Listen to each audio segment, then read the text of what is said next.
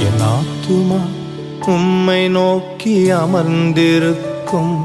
நான் நம்புவது உம்மாலே ஆகும். என் ஆத்துமா உம்மை நோக்கி அமர்ந்திருக்கும். நான் நம்புவது உம்மாலே ஆகும். கண்மலையே அடைக்கலமே என்